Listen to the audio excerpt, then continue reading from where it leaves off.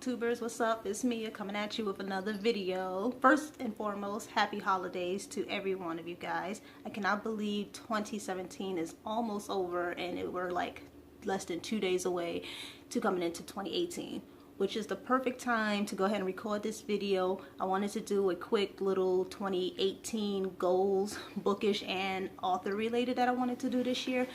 I did this type of video like 2 years ago, and I had so many unrealistic goals on there that I really wanted to keep it toned down and mellowed out this year to the ones that I can actually obtain.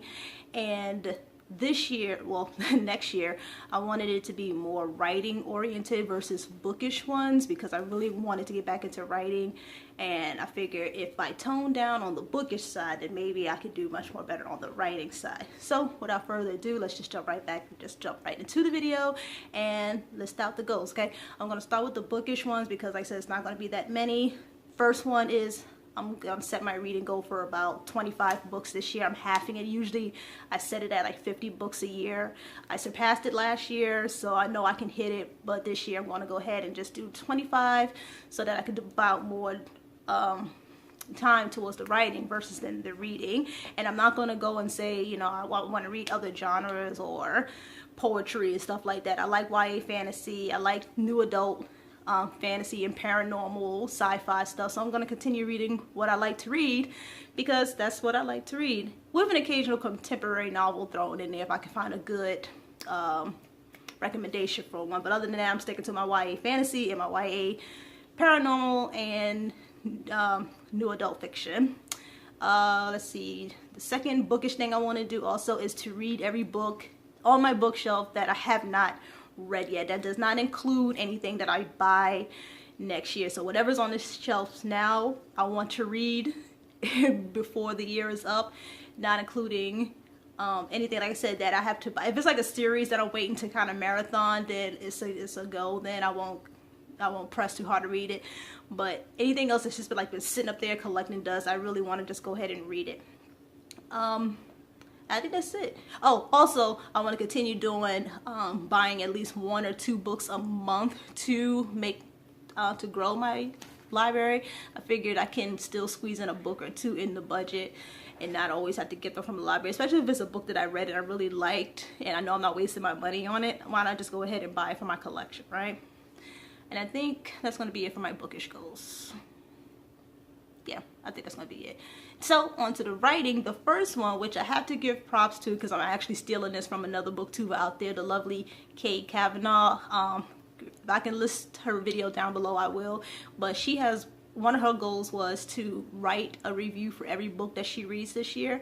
And I'm going to adopt to do that too. I feel like anybody can pretty much get on the camera and talk about the books that they like, but to actually physically write it down is an art that we're all losing in. And I always get intimidated because the reviews that I read is like really lengthy, very detailed, thought-provoking, and I always felt like I couldn't write book reviews like that. Mine was kind of like more short, kind of scrunched in there. But for all I know, there's a group of people out there who likes the shorter reviews, and you know, they may actually like to hear what I have to say about the book in, you know, written form. Everybody doesn't watch YouTube. Some people strictly just goes on Goodreads or they check out the blog to read it. So I'm going to go ahead and give that a try this year.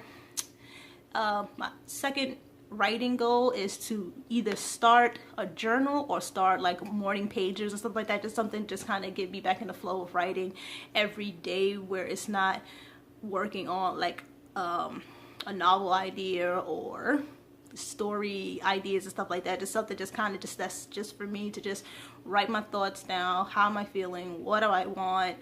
You know, just journaling basically. So I really wanted to start that. Usually I kind of tend away from journaling because I never know what to write. I have so many thoughts going on that I really just don't know what to put down on paper. But I'm going to give it another go this year. I'm going to really try and push and do it this year.